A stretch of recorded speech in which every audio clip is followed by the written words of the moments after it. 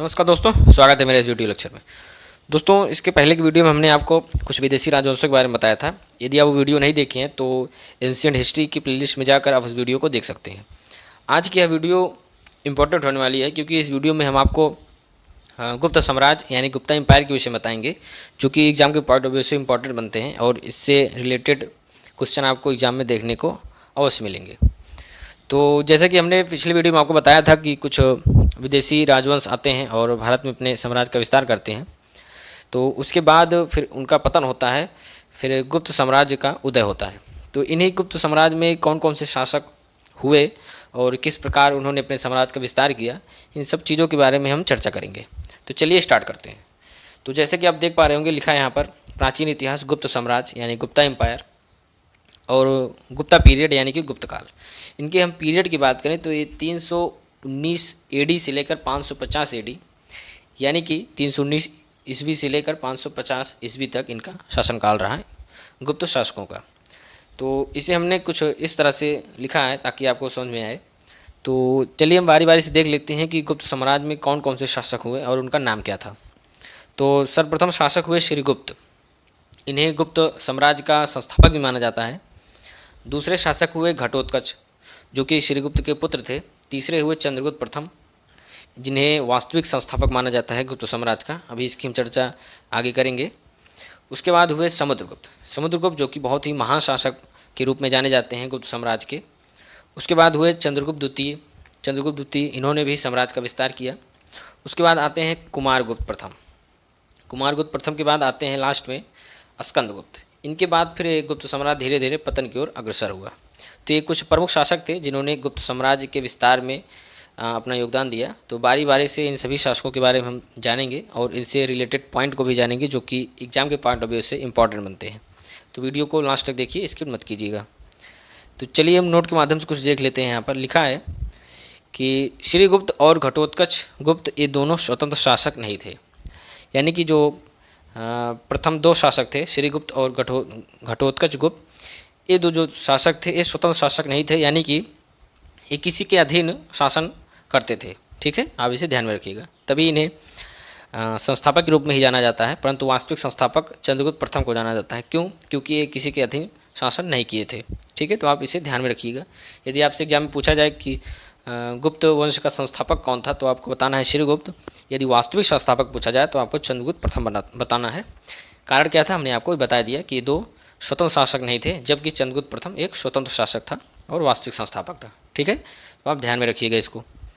चलिए हम कुछ स्रोत देख लेते हैं, यानी कि हमें गुप्त साम्राज्य के विषय में जानकारी कहाँ से प्राप्त होती है, इसको जानना बहुत ज़रूरी है। तो जैसे कि आप देख पा रहे होंगे, लिखा है यहाँ पर साहित्य से, अभिलेख से, मुद्रा से और विदेशी विवरण से। यदि हम साहित्य की बात करें तो इसे साहित्य में हमें कालिदास की रचनाओं से, जैसे अभिज्ञान शकुंतलम, कुमार संभवम, रघुवंशम, इन सबसे जानकारी प्राप्त होती है। और मुद्रा अक्षक जो कि विशाख दत्त द्वारा लिखी गई है, तो इनसे हमें गुप्त साम्राज्य के विषय में जानकारी प्राप्त होती है। उसके बाद अभिलेखों के माध्यम से भी जानकारी प्राप्त होती है, जैसे प्रयाग प्रशस्ति लेख जो कि उत्तर प्रदेश में स्थित है, इलाहाबाद में। उसके बाद एरण अभिलेख जो कि भानुगुप्त का है। तो इन अभिलेखों से हमें साम्राज्य के विषय में जानकारी प्राप्त होती है। उसके बाद मुद्रा में सिक्कों में यानी कि चांदी के सिक्कों से और सोने के सिक्कों से, इनसे हमें जानकारी प्राप्त होती है। उसके बाद कुछ विदेशी विवरण, जैसे फाहियान भारत आता है चंद्रगुप्त द्वितीय के शासनकाल में, तो उन्होंने भी भारत के विषय में जो कुछ भी देखा उसको अपनी पुस्तक में लिखा, तो उनसे भी हमें गुप्त साम्राज्य के विषय में जानकारी प्राप्त होती है। तो ये कुछ स्रोत हैं, इन्हें आप ध्यान में रखिएगा। चलिए हम आगे अब देखते हैं। हम बारी बारी से एक एक शासकों के विषय में चर्चा करते हैं और इनसे रिलेटेड क्वेश्चन को देखते हैं, जो कि एग्जाम के पॉइंट ऑफ व्यू से इंपॉर्टेंट बनते हैं। ठीक है, तो फर्स्ट है श्रीगुप्त। इनका शासनकाल था 240 से 280 एडी। ठीक है, फर्स्ट पॉइंट, गुप्त वंश का संस्थापक था, यानी कि श्रीगुप्त। हमने आपको बताया है कि गुप्त वंश के संस्थापक श्रीगुप्त माने जाते हैं। इन्होंने महाराज की उपाधि धारण की थी, परंतु यह उपाधि सामंतों के द्वारा भी धारण की जाती थी। ठीक है, राजधानी पाटलिपुत्र थी, यानी कि गुप्त साम्राज्य की राजधानी पाटलिपुत्र थी। ठीक है, तो हमने आपको बताया था कि श्रीगुप्त जो कि एक अधीन शासक था, यानी कि स्वतंत्र शासक नहीं था, तो उसने एक उपाधि धारण की थी जिस उपाधि का नाम था महाराज, परंतु यह उपाधि उनके सामंतों के द्वारा भी धारण की जाती थी। तो आप इसी से अंदाज़ा लगा सकते हैं कि ये किसी के अधीन शासन करते थे। ठीक है, क्योंकि यदि ये महाराज होते तो सामंत लोग ये उपाधि न धारण करते। ठीक है, तो श्रीगुप्त से ज़्यादा इंपॉर्टेंट क्वेश्चन नहीं पूछे जाते, बस यही पूछा जाता है कि महाराज की उपाधि किसने धारण की थी, तो आपको बताना है श्रीगुप्त ने। ठीक है, सेकेंड अब हम देखते हैं घटोत्कच गुप्त। इनके पीरियड की हम बात करें तो 280 एडी से 319 एडी तक। तो श्रीगुप्त का उत्तराधिकारी घटोत्कच गुप्त हुआ, जिसने महाराज की उपाधि धारण की। तो इसने भी महाराज की उपाधि धारण की थी, यानी कि ये दोनों ही स्वतंत्र शासक नहीं थे, और ये श्रीगुप्त का पुत्र था, यानी कि उनका उत्तराधिकारी हुआ। तो इनसे भी बहुत इंपॉर्टेंट क्वेश्चन नहीं बनते, तो सिर्फ आप ऐसे जानते रहिए कि उत्तराधिकारी हुए श्रीगुप्त के। ठीक है, अब जहाँ से क्वेश्चन बनते हैं एग्जाम में वो है चंद्रगुप्त प्रथम। इनसे क्वेश्चन आपको एग्जाम में ज़रूर देखने को मिलेंगे। तो चलिए इनसे जुड़े हम प्रथम पॉइंट को देखते हैं। उसके पहले हम आपको इनके शासनकाल के विषय में बता दें। तो इनका शासनकाल है 319 एडी से लेकर 350 एडी। ठीक है, जो कि इम्पॉर्टेंट है क्योंकि इन्होंने साम्राज्य का विस्तार किया। तो फर्स्ट पॉइंट इनसे जुड़ा, गुप्त वंश का प्रथम वास्तविक संस्थापक था, यानी कि चंद्रगुप्त प्रथम जो थे वो गुप्त वंश के वास्तविक संस्थापक थे। यह घटोत्कच का पुत्र था। ठीक, यानी कि इनके पिता का नाम घटोत्कच था। उसके बाद दूसरा पॉइंट इनसे जुड़ा हम देखते हैं। दूसरा पॉइंट है महाराजा धीराज की उपाधि धारण की। ठीक है, तो इन्होंने महाराजा धीराज की उपाधि धारण की थी। इसके पहले हमने आपको बताया कि जो श्रीगुप्त हुए और घटोत्कच गुप्त हुए उन्होंने महाराज की उपाधि धारण की थी, परंतु चंद्रगुप्त प्रथम आते हैं तो इन्होंने महाराजा धीराज की उपाधि धारण की। इससे यही अनुमान लगाया जा सकता है कि एक स्वतंत्र शासक थे, यानी कि किसी के अधीन इन्होंने शासन नहीं किया। ठीक है, और इन्होंने पाटलिपुत्र को राजधानी बनाई। तो राजधानी की पाटलिपुत्र थी गुप्त शासकों की।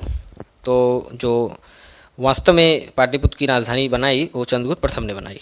ठीक है, इनसे जुड़ा अगले पॉइंट को हम देखते हैं। इसे द्वितीय मगध साम्राज्य का संस्थापक माना गया है या माना जाता है। तो जैसा कि मगध साम्राज्य के शासक हुए, हमने आपको बताया था मगध साम्राज्य के जो जैसे बिंबिसार हुए, उसके बाद फिर मौर्य साम्राज्य में अशोक आते हैं, चंद्रगुप्त मौर्य आते हैं। तो ये लोग मगध साम्राज्य के संस्थापक थे या मगध साम्राज्य का विस्तार किया। उसके बाद फिर द्वितीय मगध साम्राज्य के संस्थापक चंद्रगुप्त प्रथम को माना जाता है, क्योंकि इन्होंने भी मगध का विस्तार किया था। ठीक है, तो अब इसे ध्यान में रखिएगा। अगला पॉइंट हम देखते हैं। अगला पॉइंट है गुप्त संवत 319 एडी प्रारंभ किया, जिसका साक्ष्य मथुरा अभिलेख में मिलता है। यानी कि चंद्रगुप्त प्रथम ने एक संवत चलाया, जिस संवत का नाम था गुप्त संवत, और ये 319 ईस्वी में चलाया गया। इसका साक्ष्य हमें मथुरा अभिलेख में मिलता है, जो कि उत्तर प्रदेश में स्थित है। तो आप इसे ध्यान में रखिएगा। इसके पहले की वीडियो में हमने आपको शक संवत और विक्रम संवत बताया था। उसके बाद एक संवत और आता है जो गुप्त संवत है, जो कि 319 ईस्वी में प्रारंभ हुआ चंद्रगुप्त प्रथम के शासनकाल में। ठीक है, आप इसे ध्यान में रखिएगा, और इसका साक्ष्य मथुरा अभिलेख मिलता है। इनसे जुड़े अगले पॉइंट को हम देखते हैं। यह सोने के सिक्के चलवाने वाला प्रथम शासक था, जिसके एक और कुमार देवी यानी कि पत्नी तथा दूसरी ओर लक्ष्मी जी का चित्र था। यानी कि सोने के सिक्के की हम बात करें तो इसके पहले हम आपको बताया था कि सर्वप्रथम सोने के सिक्के जारी करने वाले हिंद यूनानी थे। उसके बाद फिर कुषाण आते हैं जो कि शुद्ध सोने के सिक्के जारी किए। फिर आगे चलकर गुप्त शासकों में चंद्रगुप्त प्रथम ने सोने के सिक्के चलाए। उसके बाद इन्होंने उस सिक्के पर एक और अपनी पत्नी, जो कि इनकी पत्नी का नाम था कुमार देवी, और दूसरी ओर लक्ष्मी यानी कि लक्ष्मी माता का चित्र बनवाया था। ठीक है, तो आप इसे ध्यान में रखिएगा। और गुप्त साम्राज्य से जुड़ा एक पॉइंट और जानते रहिए आप कि गुप्त शासकों ने ही सबसे ज़्यादा सोने के सिक्के चलवाए। तो आप इसे ध्यान में रखिएगा। ठीक है, और उसमें से प्रथम किसने चलाया, तो चंद्रगुप्त प्रथम ने सोने के सिक्के चलाए। ठीक, तो आप इसे ध्यान में रखिएगा।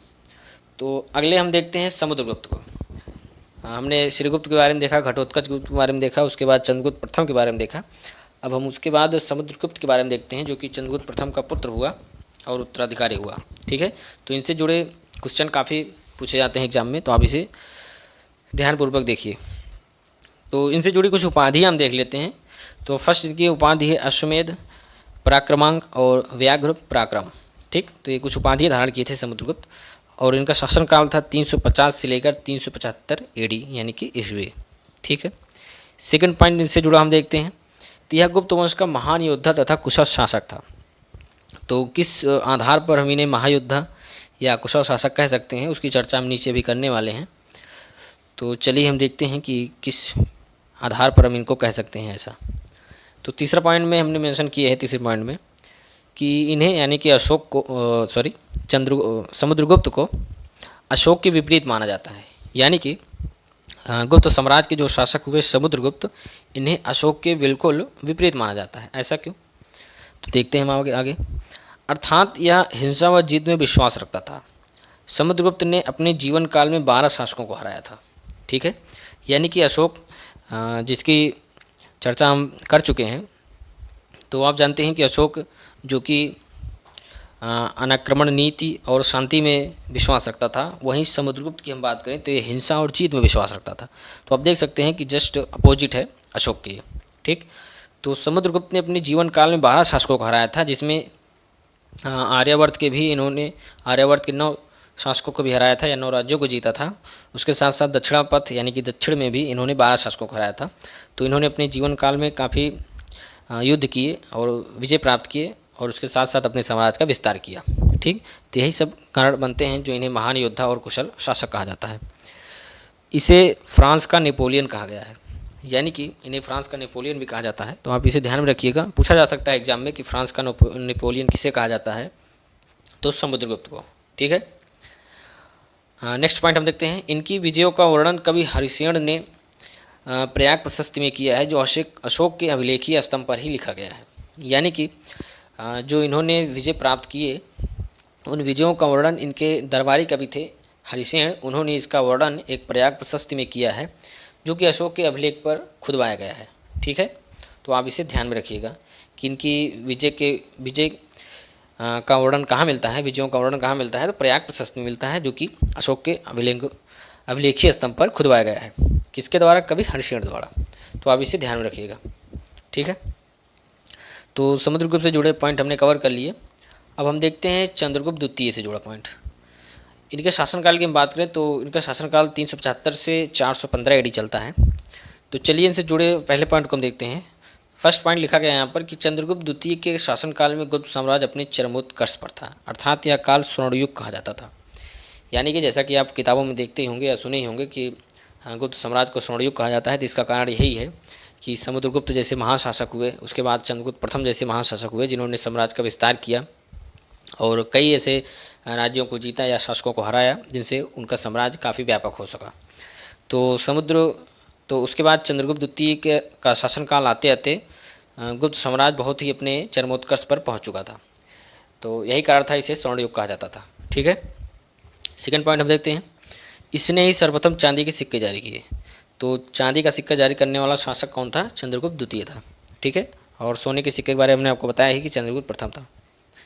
तो एक बात हम आपको और बता दें कि चंद्रगुप्त द्वितीय जो था वो समुद्रगुप्त का पुत्र भी था, यानी कि समुद्रगुप्त का उत्तराधिकारी था। ठीक, तो ये भी आप ध्यान में रखिएगा। तो इनसे जुड़ी एक उपाधि है जो कि बहुत ही प्रसिद्ध है, विक्रमादित्य।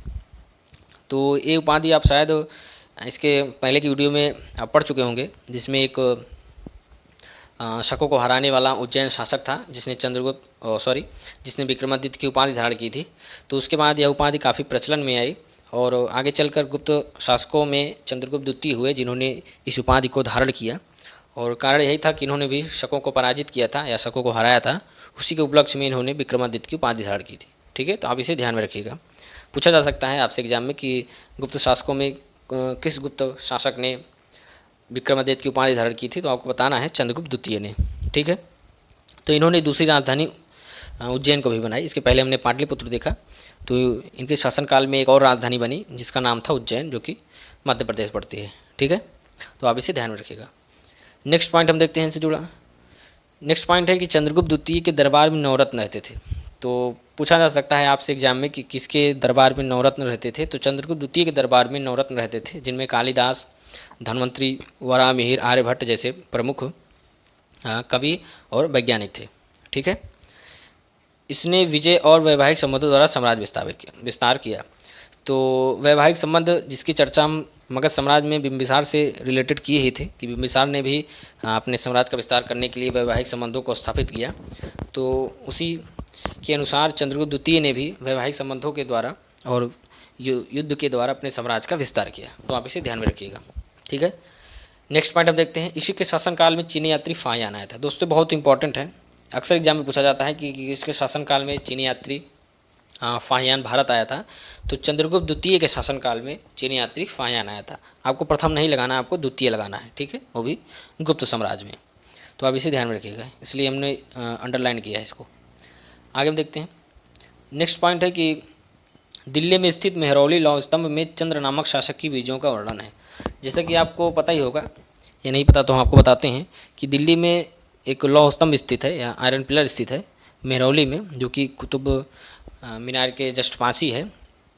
तो उस स्तंभ में कुछ खुदवाया गया है जिसमें चंद्र नामक शासक की विजयों का वर्णन मिलता है, और इसी चंद्र नामक शासक की विजयों का वर्णन हम चंद्रगुप्त द्वितीय से अनुमान लगाते हैं कि यह चंद्रगुप्त द्वितीय का क्या कहते हैं स्टेटमेंट है, ठीक है। तो आप इसे ध्यान में रखिएगा।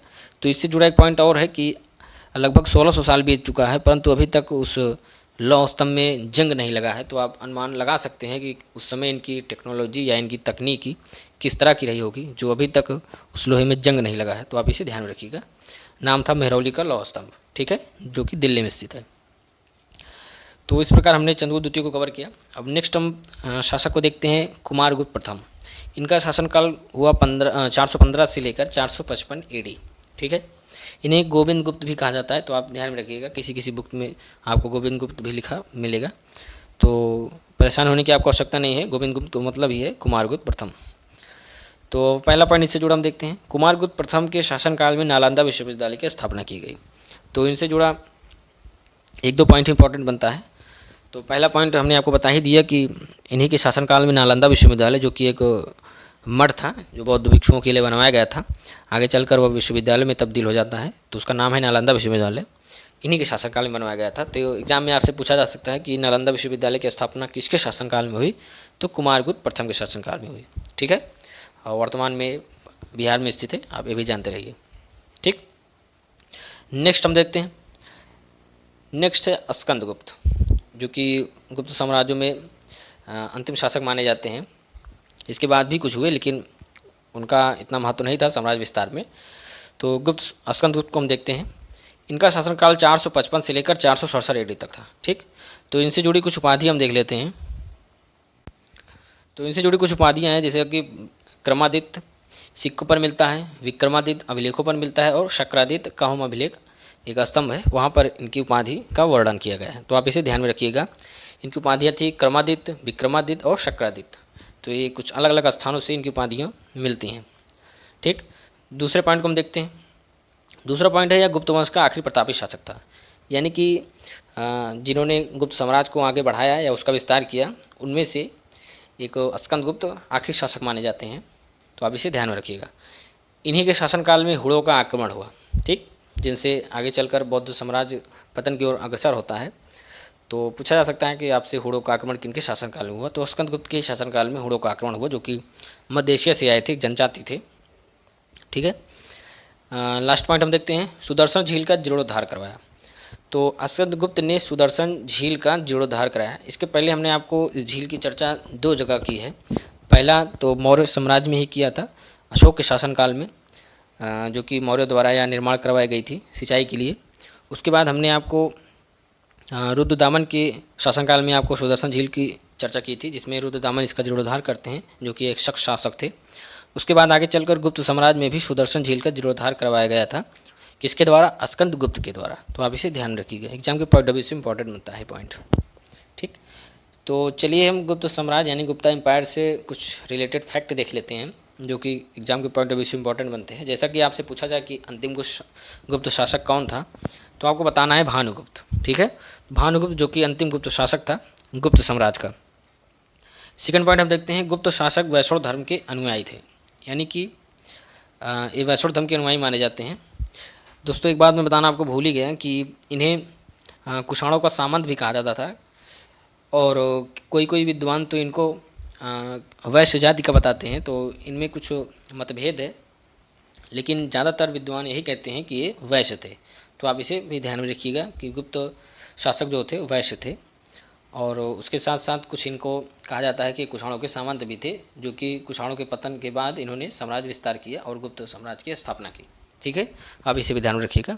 और इनका जो धर्म था वैष्णव धर्म के थे, और वैष्णव धर्म का पालन करते थे, ठीक है। इन्होंने परम भागवत की उपाधि धारण की। इनका राजकीय चिन्ह गरुड़ था। तो मैंने आपको ये बताया ही था कि गुप्त शासक जितने भी हुए उन्होंने सभी ने परम भागवत की उपाधि धारण की थी। कारण यही था कि ये लोग वैष्णव धर्म के अनुयायी थे। ठीक, और इनका जो राजकीय चिन्ह था वो गरुड़ था। ठीक, तीसरा पॉइंट हम देखते हैं, गुप्तों का शासन मुख्यतः प्रयाग, साकेत, मगध पर हुआ। यानी कि जो मुख्यतः इन्होंने शासन किया वो प्रयाग में, साकेत में और मगध में किया। उसके साथ साथ इन्होंने उत्तर दक्षिण में भी शासन किया, परंतु जो मुख्यतः शासन किया वो प्रयाग, साकेत और मगध पर किया। ठीक, आगे पॉइंट हम देखते हैं। अगला पॉइंट है कि भानुगुप्त के अरण अभिलेख से सबसे पहले सती प्रथा के बारे में पता चलता है।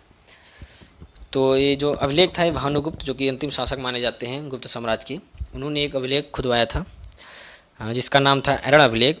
उस अभिलेख में हमें सती प्रथा के बारे में पता चलता है कि सबसे पहले सती प्रथा की शुरुआत इन्हीं के अभिलेख से हमें प्राप्त होती है जानकारी। ठीक है, तो आप इसे ध्यान में रखिएगा कि अरण के अभिलेख से सती प्रथा के बारे में जानकारी प्राप्त होती है। लास्ट पॉइंट हम देखते हैं। लास्ट पॉइंट है, समुद्रगुप्त संगीत प्रेमी था, जिसका साक्ष्य सिक्कों पर उसे वीणा बजाते हुए दिखाया गया है। यानी कि यदि हम सिक्कों की बात करें तो एक में तो हमने आपको बताया ही था कि चंद्रगुप्त प्रथम की पत्नी और दूसरी ओर माता लक्ष्मी का चित्र था। उसके बाद जो और भी कुछ सिक्के जारी किए गए थे उनमें कुछ सिक्कों में समुद्रगुप्त को वीणा बजाते हुए दिखाया गया है। तो इससे यही अनुमान लगाया जा सकता है कि समुद्रगुप्त संगीत प्रेमी था और ख़ासकर वीणा बजाने में उसको काफ़ी रुचि मिलती थी। तो आप इसे ध्यान में रखिएगा। एग्जाम के पॉइंट ऑफ व्यू से इम्पॉर्टेंट यहाँ से क्वेश्चन बन सकता है कि गुप्त शासकों में कौन सा गुप्त शासक था जो संगीत प्रेमी था या जिसे वीणा बजाना काफ़ी पसंद था। तो आपको बताना है समुद्रगुप्त। ठीक है, तो आप इसे ध्यान में रखिएगा। तो इस प्रकार हमने गुप्त साम्राज्य को कवर किया, इनसे रिलेटेड शासकों को कवर किया और इसके परिचय के विषय में जाना।